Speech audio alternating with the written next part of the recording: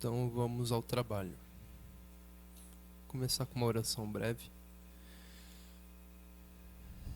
Jesus, nós te pedimos a tua presença neste lugar e que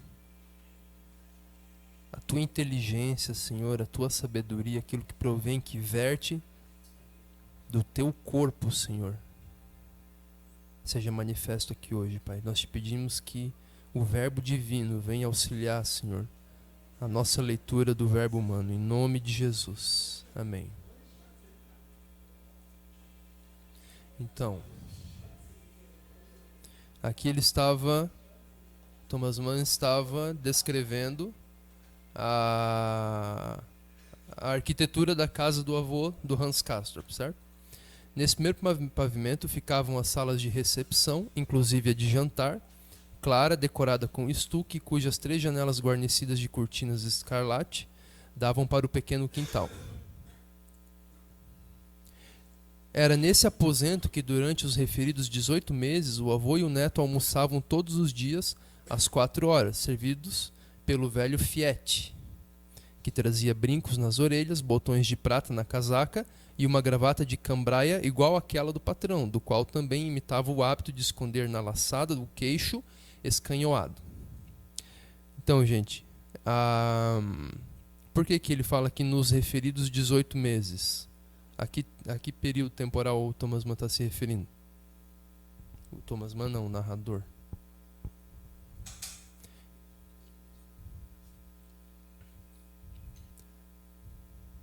Primeiro, apaga um pouquinho, deixa no stand-by essa pergunta, tá? Me responda outra pergunta. Quem que é o narrador dessa história? O Hans Castorp? Se fosse o Hans Castorp, ele se referiria a ele mesmo como Hans Castorp? Se referia como Aninha? Eu? Certo? Se referia na primeira pessoa. Ele está se referindo na terceira pessoa. Segunda pessoa é tu. Tá? Fizeste tal coisa, né? Ele está se referindo, ele fez. O Hans Castorp, ele fez, terceira pessoa. Tá? Então, uma história em terceira pessoa. Se é uma terceira pessoa, quem que é essa terceira pessoa que narra? O Thomas Mann? Você acha que é o Thomas Mann também, Aninha, que está narrando a história? E você, Luiz? Né? Se não é o Thomas Mann, quem é que está narrando?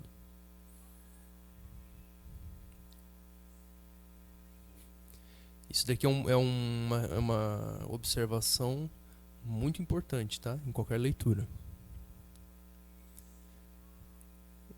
Toda leitura, tá? Toda leitura de qualquer tipo de literatura, você precisa identificar quem é o autor. Quem que está narrando ou quem que está escrevendo. Porque na poesia nem tanto, tá? Mas na maior parte dos gêneros literários, né, o narrador,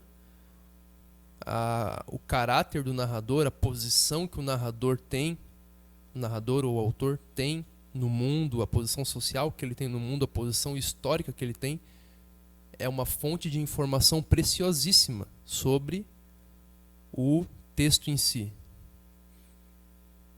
Certo? Você entendendo o ponto de vista do autor, o ponto de vista, o ponto de observação, né?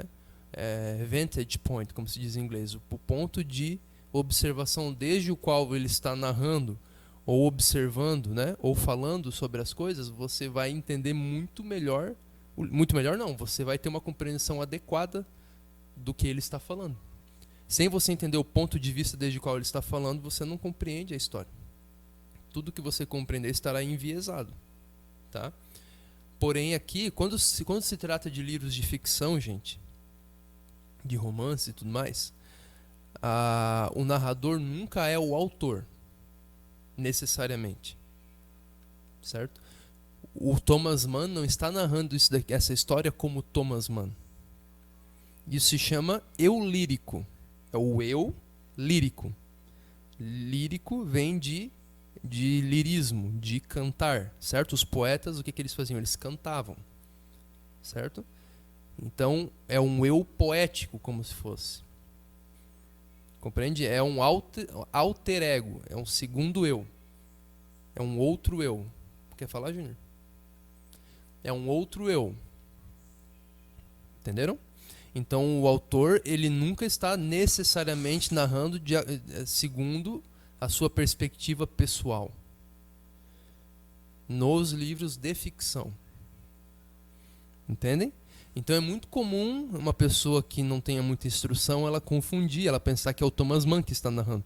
Eu estou falando isso porque eu falei aqui, como é que se diz? Metonimicamente, né? Isso chama metonímia, né? Eu falei, o que o Thomas Mann narrou aqui? Mas não é o Thomas Mann, é o narrador. Eu vou sempre me referir a ele como o narrador, certo? Quem é esse? Não se sabe. Muitas vezes o narrador, você vai ver que é muito interessante. Aqui na realidade, o narrador, ele é um observador universal. Porque, por exemplo, você narra algo que aconteceu. Pense só nisso, gente. Vocês narram algo que aconteceu. Você viu alguma, sei lá, alguém entrando na igreja. Você vai narrar tudo que aquela pessoa fez, porque você viu. Você consegue narrar o estado, todos os pensamentos dessa pessoa? Você consegue narrar? Você poderia? Não. E como que o narrador aqui está narrando os pensamentos dos personagens e aquilo que eles sentem mais intimamente? Tá vendo que ele não é um mero observador? Ele é um observador como se fosse divino, onisciente. Entenderam? Daí a força da narrativa. Porque você não está narrando do ponto de vista de uma pessoa, mas do ponto de vista da universalidade. De uma espécie de sensibilidade, testemunha universal que tudo sabe sobre as pessoas. Sobre as motivações ocultas das pessoas. Aí quando isso produz um efeito muito sensacional cognitivo, no conhecimento, na tua capacidade intelectual, porque você vai estar tão habituado, você vai ter recebido tanto esse ponto de vista universal dos autores, que quando você estiver numa situação concreta, você vai ter um senso imediato, em todas as situações do dia a dia. Você vai ter um senso imediato que existe uma diferença entre o teu ponto de vista e o ponto de vista universal. Que existem coisas ocultas ali do ponto de vista que um narrador onisciente poderia narrar, mas que você não pode narrar nem observar. E a busca do conhecimento é exatamente por esse conhecimento invisível que está ali. Mas você adquire esse senso de que existe um conhecimento invisível ali. O Thomas Mann aqui, o narrador universal, onisciente, ele está aqui narrando. Pode não ser um narrador onisciente, que saiba tudo, não é necessariamente divino, né? Mas é, no mínimo, um narrador que sabe infinitamente mais do que um ser humano, certo? Normal. Não é um ser humano normal, tá?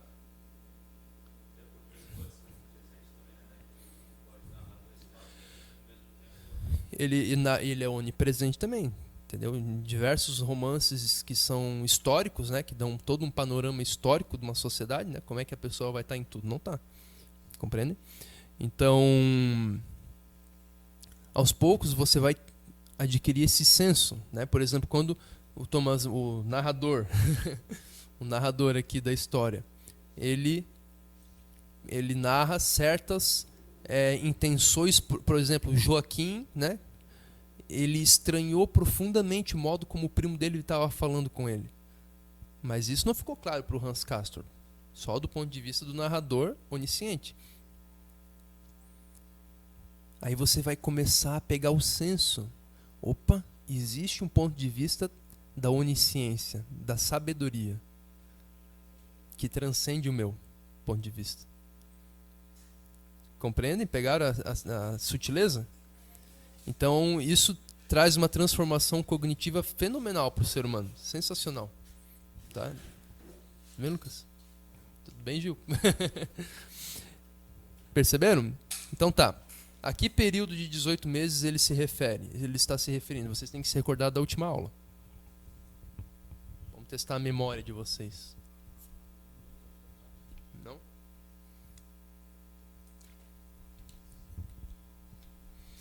Primeiro, vamos ver. Era nesse aposento que durante os referidos 18 meses, o avô e o neto... Se a música estiver atrapalhando, vocês me falem, tá? O avô e o neto... Tá me atrapalhando já. Não deu boa. Tá. Era nesse aposento que durante os referidos 18 meses, o avô e o neto almoçavam todos os dias às 4 horas. Isso é uma dica para vocês. O avô e o neto. Entre o avô e o neto, há quem? O pai, isso. Onde está o pai? Hã? Faleceu, isso. Então aqui, de 18 meses, ele está se referindo aqui. Hã? Anteriores a quê? A morte do pai? Não. Vocês não recordam que o avô dele também morreu? Então, foi entre a morte do pai dele e a morte do avô dele, houve um interstício de 18 meses. Durante os quais o avô e o neto conviveram sem a presença do pai. E depois o neto ficou sem a presença do próprio avô. Tá? Servidos pelo velho Fiete, que trazia brincos nas orelhas, botões de prata na casaca e uma gravata de cambraia, igual àquela do patrão, do qual também imitava o hábito de esconder na laçada o queixo escanhoado. O avô tratava Fiete por você e falava com ele em dialeto baixo alemão, não por pilhéria. Pilhéria é piada, né? Já que não tinha senso de humor algum. Mas com toda a seriedade, porque sempre o fazia no contato com gente do povo, com estivadores, carteiros, carroceiros e criados. Então isso daqui na Europa, naquela época, era um fato notável. Quando você tratava alguém por tu. Não se tratava ninguém por tu, usava-se pronome de tratamento. Vossa Senhoria, o Senhor, né? Herr, né? Em alemão, né? Herr, né? Se usava, né? Senhor tal, né? E então, quando você tratava alguém por tu, né? Ou por você não, tu, né? Aqui tá o português corrompido já, né? Tu. Quando tratava alguém por tu, até em francês existe um verbo chamado tutoyer. Tutoyer é você chamar alguém por tu. Eles fizeram um verbo dessa ação, dessa atitude de você chamar alguém como tu, né? Tinha que ter em português também. Tutar, não, horroroso. Em português eu acho que não funciona. Mas enfim. Então quando você chamava alguém por tu, tratava alguém por tu, é porque você estava querendo causar uma impressão de maior proximidade da pessoa, de maior intimidade, certo? Então ele tratava essas pessoas, por exemplo, aqui ó, ele não fala, ele fala assim, né? Ele não tratava por piada, não era para rebaixar, por condescendência, entenderam? Mas era com toda a seriedade, porque sempre fazendo contato com gente do povo. Hans Castorp escutava-o com gosto, e com o mesmo prazer escutava as respostas de Fiete, igualmente em baixo alemão, quando este servia o dono da casa e se curvava para falar-lhe junto à orelha direita, com a qual o senador ouvia muito melhor que com a outra. O ancião compreendia, fazia que sim e continuava comendo, muito ereto entre a mesa e o alto espaldar da poltrona de mogno, quase que sem se inclinar para o prato.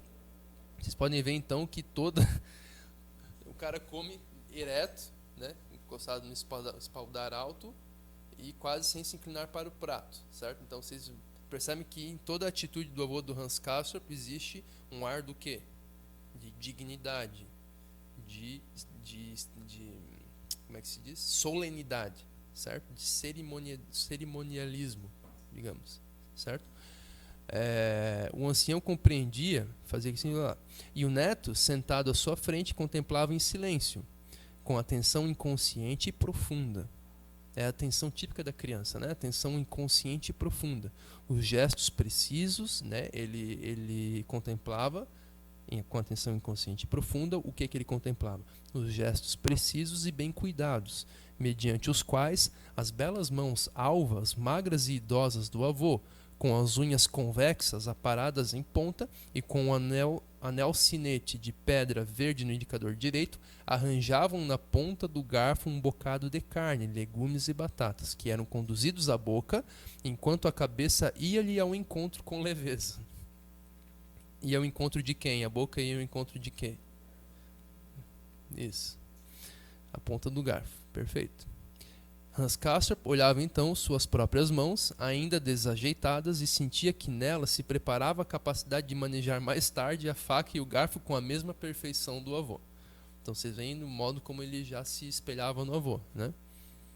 Mais problemática, porém, era a questão de saber se um dia chegaria a acomodar o queixo numa gravata como aquela que enchia a ampla abertura do colarinho singular do avô, cujas pontas afiadas roçavam as bochechas. Ora, para isso era preciso ter a idade dele, pois já naqueles dias ninguém mais, exceto o avô e o velho Fiete, usava colarinhos e gravatas assim. Uma lástima, porquanto o pequeno Hans Castorp gostava muito de contemplar o queixo do avô, apoiado no alto nó da gravata branca, da gravata branca como neve. Ainda quando adulto, essa lembrança causava-lhe prazer. Havia ali algo que ele aprovava do mais fundo de seu coração. O que era? Será que ele aprovava do mais fundo de seu coração no avô? Ele sentia uma simpatia por aquilo? Pela solenidade, pelo caráter de dignidade que era expresso nesse alto colarinho do avô, que já não se usava mais, era algo passado já, né? Algo que só os antigos usavam, né? Terminada a refeição, os guardanapos eram dobrados, enrolados e enfiados nas argolas de prata, tarefa da qual Hans Castorp, naquela época, se desincumbia apenas com dificuldade, dados serem esses guardanapos tão grandes quanto pequenas toalhas. O senador levantava-se da poltrona que Fiete puxava para trás e ia de passo arrastado ao gabinete, em busca de um charuto. Às vezes o neto o seguia até ali. Esse gabinete devia sua origem ao fato de a sala de jantar ocupar toda a largura da casa e ter 3 janelas, de modo que não restara espaço suficiente para 3 salões, como se costuma encontrar nas casas desse tipo, senão apenas 2, um dos quais formava um ângulo reto com a sala de jantar e tinha somente uma janela. Para evitar que esse salão ficasse excessivamente amplo, haviam feito uma subdivisão por meio de um tabique, aproximadamente na 4ª parte do seu comprimento, formando-se assim o dito gabinete, uma peça estreita que de uma clarabóia recebia uma luz crepuscular e continha apenas poucos móveis. Uma estante, na qual se achavam as caixas de charutos do senador, uma mesa de jogo, cuja gaveta abrigava objetos atraentes, como naipes de uísque, fichas, tabuletas de dentes móveis para marcar pontos, uma lousa com lápis de pedra, boquilhas de papel e outras coisas. E finalmente no canto havia um armário de vidro, estilo rococó, de madeira de mogno, atrás de cujas vidraças se achavam cortinas de seda amarela. Então, gente, todos esses detalhes aqui, tá? Você pode achar, por que o cara está descrevendo cada objeto da sala, né? Toda vez que o narrador narrar os objetos de maneira bem detalhada, pormenorizada, não passe por esses detalhes com vistas grossas. Tente ser hipnotizado por aquilo que o autor está falando. Cada um desses objetos aqui que o Thomas Mann colocou no gabinete, cada fato ali estrutural da casa e tudo mais, né, cada detalhe do avô do Hans Castorp, o Thomas Mann ele está narrando por um motivo muito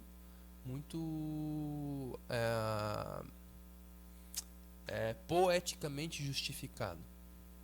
Existe uma razão poética para o efeito poético que o Thomas Mann está querendo provocar em você. O efeito imaginativo. É para você imaginar, você ser impactado com as origens do Hans Castorp, de onde que ele saiu, de que ambiente familiar, histórico-cultural ele saiu, qual que era o espírito que reinava no lar do Hans Castorp.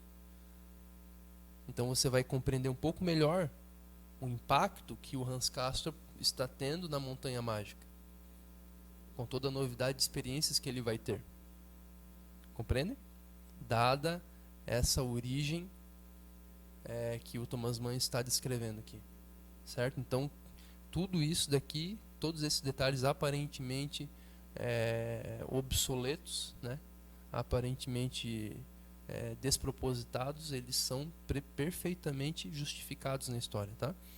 Vovô, por favor, é o que o pequeno Hans Castorp sentia-se à vontade para dizer. Nesse gabinete, pondo-se nas pontas dos pés para estar mais próximo ao ouvido do ancião.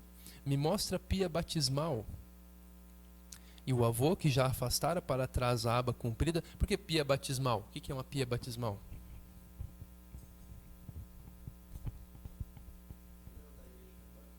Isso, exatamente.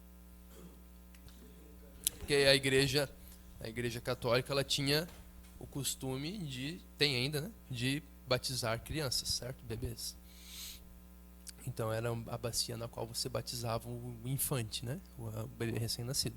E o avô, que já afastara para trás a aba comprida da sobrecasaca de casimira macia e tirara do bolso da calça um molho de chaves, abria então o armário, de cujo... Meu, gente, isso daqui tudo, todos esses detalhes aqui sobre o avô do Hans Castorp, eu sentia com o meu avô. Meu avô tinha uma profusão de objetos e utensílios que para mim eram totalmente alienígenas que ele usava, entendeu? Ele tinha um canivete mesmo que tinha uns 300 negócios ali no canivete. Umas chaves, uns negócios que uns tipo de lima assim, cara. Meu, um negócio muito que eu não imaginava. Eu ia na casa do meu avô, né? Eu via ele pegando as coisas, tirando as coisas do bolso e tudo mais, e eu ficava assim, cara, esse homem é um viajante no tempo. Eu vivo em outro mundo que ele, entendeu?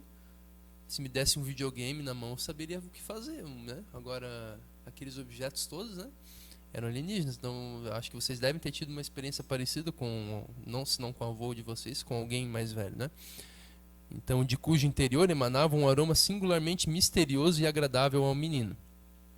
Ali estava guardada toda espécie de objetos pouco usados e justamente por isso fascinantes. Um par de candelabros de prata, um barômetro quebrado com figuras talhadas em madeira, um álbum de daguerreótipos, um licoreiro de madeira de cedro, um pequeno turco, duro ao tato sob sua roupagem de seda e que tinha na barriga um mecanismo engenhoso que outrora lhe permitira caminhar sobre a mesa, mas já não funcionava havia muito tempo, um modelo de navio antigo e bem no fundo até uma ratoeira. O ancião, entretanto, retirava da prateleira do centro uma bacia redonda, de prata muito oxidada, que ficava sobre uma bandeja, também de prata, e assim mostrava ao menino os dois objetos. Tirava-os um de cima do outro e exibia-os de todos os lados, dando-lhe novamente as mesmas explicações de tantas outras vezes. Originalmente a bacia e a bandeja não formavam um jogo, como bem se via, e como o pequeno voltava a aprender. Mas combinavam-se no uso, dizia o avô. Faziam 100 anos, isto é, desde a compra da bacia. Esta era formosa, de linhas simples e nobres, com a marca do gosto austero que reinava em princípios do século anterior. Polida e maciça, repousava sobre um pé redondo e era dourada no seu interior, mas desse ouro sobrara com o tempo somente um reflexo de amarelo pálido. Como único adorno, uma coroa de rosas e folhas denteadas, lavrada em relevo, cobria a borda superior. Quanto à bandeja, podia-se ler a data que lhe conferia uma antiguidade muito maior, 1650, em números enfeitados de arabescos, emoldurados por toda espécie de desenhos distribuídos desordenadamente, à maneira moderna daquela época, mistura exuberante e arbitrária de escudos e rabiscos, metade flores, metade estrelas. Que horror. No reverso da bandeja, porém, estavam escritos os nomes dos chefes de família que no decorrer dos anos a tinham possuído. Vejam o tremendo significado desse objeto. Ali ele via toda a linha ancestral dele. Já havia ali 7 nomes, cada qual com 150 anos, né, mais ou menos. Cada qual com um ano da transmissão do objeto, e o ancião recitava-os ao neto um a um, indicando-os com a ponta de seu dedo ornado de anel. Estava ali o nome do pai, assim como o do próprio avô, o do bisavô, e depois se dobrava, triplicava, quadruplicava o prefixo na boca do narrador. O menino, com a cabeça inclinada, vai ter cantinho hoje. O menino, com a cabeça inclinada para o lado, ouvia tudo isso, cravando na bacia um olhar pensativo, sonhador ou abstrato, e abrindo a boca infantil numa expressão entre respeitosa e sonolenta. Ouvia esses bis, tris, tetra, sons obscuros de tumba e de tempos soterrados que todavia expressavam uma ligação piedosamente mantida entre o presente, a sua própria vida, e aquele mundo submerso. Vejam que isso é uma experiência que nos falta totalmente. Quem que é a tua bisavó, Lucas? Qual é o nome dela?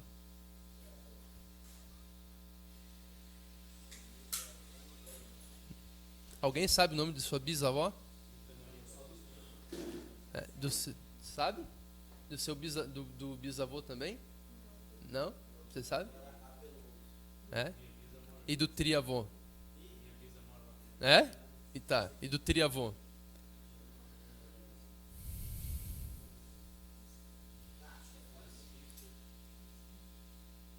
Alguém sabe do triavô? Tá vendo? Nem do triavô a gente sabe. Quanto mais do tetra, penta, compreendem? Aqui eles tinham, aqui eles tinham 7 gerações já. 150 anos mais ou menos, né? 140 anos, né? Botando 20 anos mais ou menos cada geração. Exceto na família do Júnior, que é 15 anos. Brincadeira. Mas é uma média de 20 anos, né? Cada geração, né? Então, 7 vezes 20. Cada 20 anos nasce uma nova criança. Entendeu? O teu filho vai ter, na média, Isso, mas o ritual não é de passagem necessariamente. É de passagem, né? Por quê? A criança é batizada assim que nasce. Entendeu? Por isso que dá a conta exata ali. Compreende? Então dá mais ou menos 20 anos a geração humana. Tá?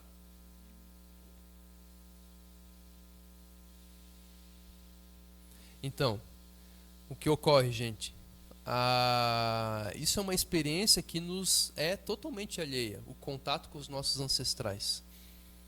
Isso era muito comum na Europa, pelo menos nas famílias um pouco mais importantes, né? Se você fosse tipo assim um escravo, alguma coisa assim, talvez você não soubesse. Mas nas famílias de um pouquinho mais de importância, até nas famílias burguesas, as famílias de comerciantes, se sabia, se conhecia, se sabia toda a sua história, a sua origem, o legado que pesava sobre você. A Bíblia não fala que até terceira e quarta geração Deus punia o pecado dos pais nos filhos? Deus visitava, que é o princípio da maldição. Não é assim? Nós conhecemos 4 gerações para trás? Não. Então, quer dizer, pesam maldições, segundo a Bíblia, pesam maldições sobre nós que a gente sequer consegue imaginar. E não só maldições, existe toda uma carga hereditária, existem padrões de comportamento, isso é amplamente estudado já na psicologia comportamental e tudo mais, né? Padrões de comportamento que ancestrais teus tiveram e que lutam para tomar vida em você, mas você não conhece essas narrativas. Mas na Europa, nessa época ali, nas sociedades tradicionais em geral, você sabe 10 gerações para trás. Com o nome, com a história certinho de cada um. Compreende? Então você percebe que os europeus, né, pelo menos o ocidente dessa época, eles tinham um senso de historicidade muito mais afiado do que nós temos hoje. E esse senso de historicidade é assim, essencial na vida humana. Essencial. Por que que o brasileiro recai tanto nos mesmos erros de 10 anos atrás, como se nunca nada tivesse acontecido? Porque não conhece a história, falta senso de historicidade. Entende? Então olhem, né, sons obscuros de tumba e de tempos soterrados que todavia expressavam uma ligação piedosamente mantida entre o presente, a sua própria vida, e aquele mundo submerso. Então existe uma relação que é mantida de maneira piedosa. O que é piedosa? Aqui significa quase que religiosa, quase que sagrada. Entenderam? Uma ligação sagrada. Existe um certo vínculo sagrado com a sua família. Espiritual, como se fosse. Certo? Esses sons exerciam sobre o menino um efeito esquisito que se refletia em seu rosto. Ao ouvi-los, tinha a impressão de respirar um ar frio, bolorento, o ar da igreja de Santa Catarina ou da cripta de São Miguel. Por que ele associava esses sons dos nomes dos seus antepassados à igreja?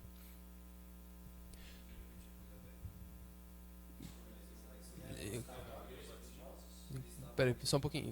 O que foi, gente? Não, pode ser, também. O que você falou, Lucas?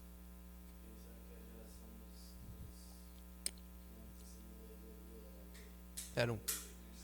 Não, todo mundo era da igreja. Naquela época não existia quem não fosse da igreja, né? Não. O que você falou, não?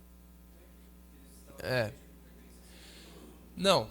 Existe um motivo mais profundo aqui, que se você entendeu o que eu falei, você vai compreender. Inclusive, eu ia falar isso, mas eu não falei porque eu não achei necessário, mas aqui o Thomas Mann está expressando essa relação. Leiam aqui, ó. Vou ler de novo. Isso daqui é ler, tá, gente? De verdade, um texto. Ouvia esses bis, tris, tetra, né? Os prefixos, né? Dos seus antepassados, né? Sons obscuros de tumba e de templos soterrados que todavia expressavam uma ligação piedosamente mantida entre o presente, a sua própria vida, e aquele mundo submerso. Esses sons exerciam sobre o menino um efeito esquisito. O que nota aqui, que adjetivo, ou substantivo, ou verbo, aqui nesse trecho que eu li, que indica essa relação que o Thomas Mann está descrevendo que há na mente do Hans Castorp entre as coisas sagradas da igreja e os seus antepassados. Exatamente.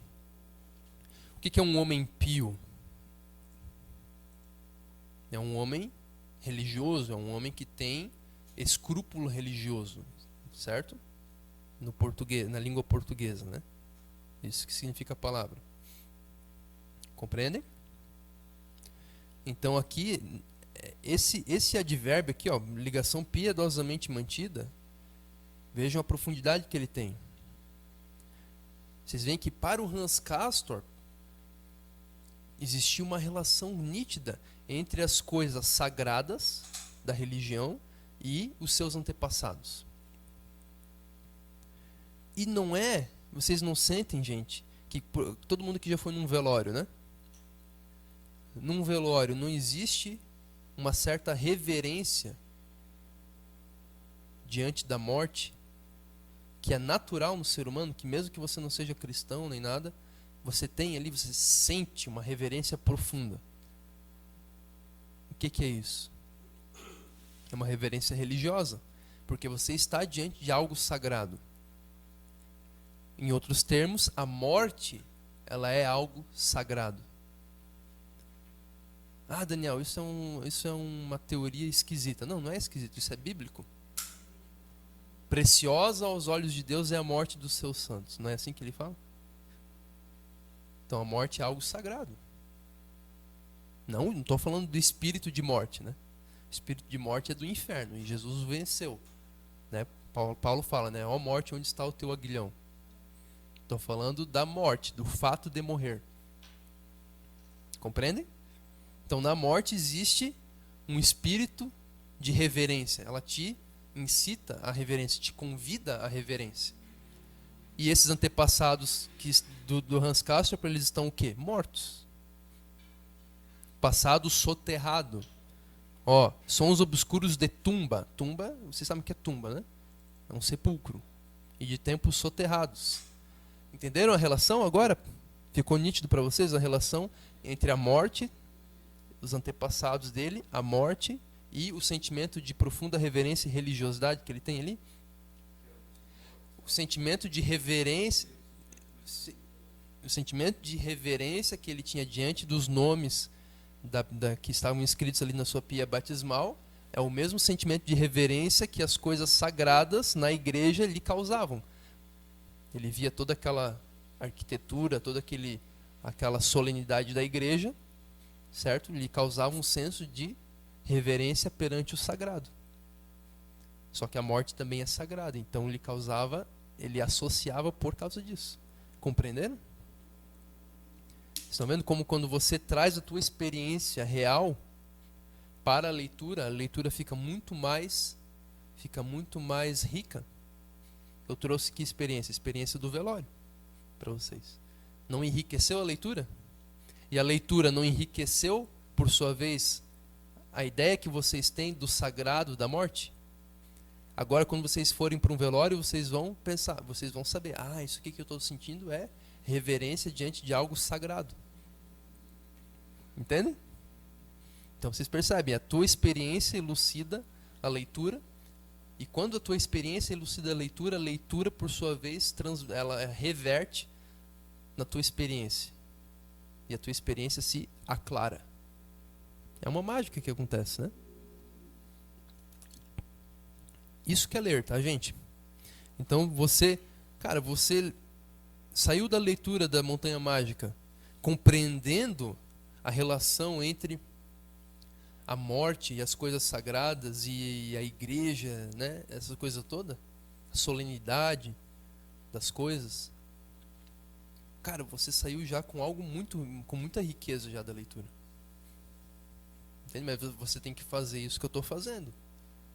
Meditar acerca, trazer a tua experiência. Senão você leu um monte de texto e você não, interiormente você não saiu enriquecido.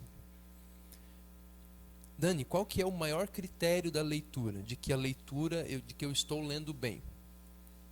Eu acho que o maior critério, gente, é você sentir o teu peito como que abrindo, expandindo. Você sente o teu ser sendo expandido. Você sente e sabe e pressente também que você saiu diferente de quando você começou a ler. Profundamente diferente. Transformado de uma maneira que nenhuma outra experiência pode te transformar. Ou poucas experiências podem te transformar daquela maneira. Isso é um dos maiores critérios para você saber, balizadores da qualidade da sua leitura. Tá? Então, ao ouvi-los, tinha a impressão de respirar um ar frio, bolorento, o ar da igreja de Santa Catarina ou da cripta de São Miguel. Parecia-lhe sentir o sopro daqueles lugares onde as pessoas tiram os chapéus, reverência, e avançam num andar reverente, cadenciado na ponta dos pés. Julgava ouvir até mesmo o silêncio remoto, ouvir o silêncio. Isso daqui vocês percebem que é uma contradição de termos, né? O silêncio você não ouve. Silêncio, por definição, é a ausência de som, certo? Julgava ouvir até mesmo o silêncio remoto, pacato desses lugares ecoantes. Ao som dessas sílabas surdas, que o avô dele estava falando, sensações devotas mesclavam-se com a ideia da morte. Tá vendo? Sensações devotas mesclavam-se com a ideia da morte e da história. E tudo isso era benfazejo ao garoto. Ele fazia bem, era gostoso, certo? Quem sabe se não era para ouvi-las e repeti-las mais uma vez que ele gostava tanto de contemplar a pia batismal? Era uma espécie de rito religioso que o Hans Castorp fazia. Mais ou menos como ir à igreja. O avô dele pegar a pia batismal, todo aquele ritual do avô, ir lá e pegar a pia batismal, era como que um rito sagrado que colocava ele na presença do mundo divino, do mundo supra-histórico, do mundo que transcendia infinitamente a vida dele. Uma das maiores necessidades do ser humano e mais profundas é a de transcender, através dos olhos do seu espírito e da sua imaginação, a limitação da sua experiência presente. O ser humano que não tem isso, na verdade, é profundo, essa necessidade é profunda, Mas a maior parte das pessoas vive a vida inteira sem satisfazer essa necessidade. Mas é porque elas não descobrem essa necessidade. Ela está lá, né? Mas não descobrem, eles não têm a profundidade de espírito para sequer tomar consciência da sua sede por aquilo. Certo? Então era por isso que ele pedia tantas vezes, tão repetidamente, para o avô lhe mostrar a pia batismal. Depois o avô repunha a bacia sobre a bandeja e mostrava ao menino a concavidade lisa, levemente dourada, que resplandecia sob a luz vinda do teto. Já faz quase 8 anos, dizia, que te levamos sobre esta bacia, e que a água com que foste batizado caiu dentro dela. O sacristão Lassen, da paróquia de São Jacó, verteu-a na mão em concha do bom pastor Bugenhagen, e dali ela escorreu sobre tua cabeça até a bacia. A água tinha sido amornada para que não te assustasses e chorasses, e de fato não choraste nem um pouquinho, embora antes gritasses de tal maneira que Bugenhagen tinha dificuldades de fazer seu sermão. Mas quando sentiste a água, ficaste quietinho, e queiramos crer que por respeito ao Santo Sacramento. O quê? Por que vocês viram nessa parte? Mas quando sentiste água, ficaste... Então, que tipo de comportamento que está se repetindo, né, a reverência? Você vê que o avô dele está fazendo menção que desde pequenininho, desde bebê, ele tinha uma espécie de reverência espontânea às coisas sagradas, certo? Ele chorou tanto, né, que o Bugenhagen teve até dificuldade de continuar o sermão. Mas quando eles foram tomar o Santo Sacramento, o bebê parou de chorar, como que por reverência ao Santo Sacramento. E por estes dias, vai fazer 44 anos que teu saudoso pai recebeu o batismo. E a água que escorreu da cabeça dele caiu nesta mesma bacia. Foi aqui nesta casa, sua casa paterna, na sala ao lado, e quem o batizou foi ainda o velho pastor Ezequiel, a quem os franceses quase fuzilaram quando jovem, porque pregara contra suas rapinagens e saques. Esse pastor também já faz muito tempo que está junto de Deus. E há 75 anos batizaram a mim, também nesta mesma sala, e mantiveram minha cabeça por cima da bacia, exatamente como a vez agora colocada sobre a bandeja. E o pastor pronunciou as mesmas palavras como no teu batizado e no do teu pai. E a água morna e límpida escorreu da mesma forma dos meus cabelos, não tinha muito mais do que tenho agora, e caiu aqui nesta bacia dourada. O pequeno levantava os olhos para a cabeça fina e comprida do ancião, que voltava a inclinar-se para a bacia, como fizera naquele momento já longínquo a que se referia. E se apoderava do menino uma sensação já muitas vezes experimentada, a impressão estranha, entre sonhadora e angustiante, de algo que desfilava sem se mover, que se mudava e contudo permanecia, algo que era tanto reiteração como vertiginosa monotonia, impressão que ele conhecia de outras ocasiões e cuja volta esperara e desejara. Era em parte pelo prazer de senti-la mais uma vez que pedia ao avô que lhe mostrasse a relíquia da família na sua imutável progressão. O que era essa coisa? A gente se apoderava do menino uma sensação já muitas vezes experimentada, a impressão estranha, entre sonhadora e angustiante, de algo que desfilava sem se mover, que se mudava e contudo permanecia, algo que era tanto reiteração como vertiginosa monotonia. Impressão que ele conhecia de outras ocasiões e cuja volta esperara e desejara. Era em parte pelo prazer de senti-la, mais uma vez, que pedia ao avô que lhe mostrasse a relíquia da família na sua imutável progressão.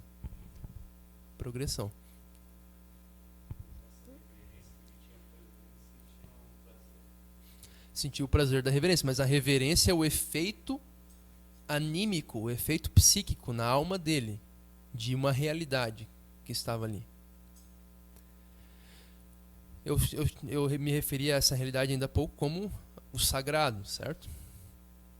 Mas a gente pode chamar aqui, ele está pegando outro aspecto da coisa. Thomas Mann. É algo que desfila sem se mover.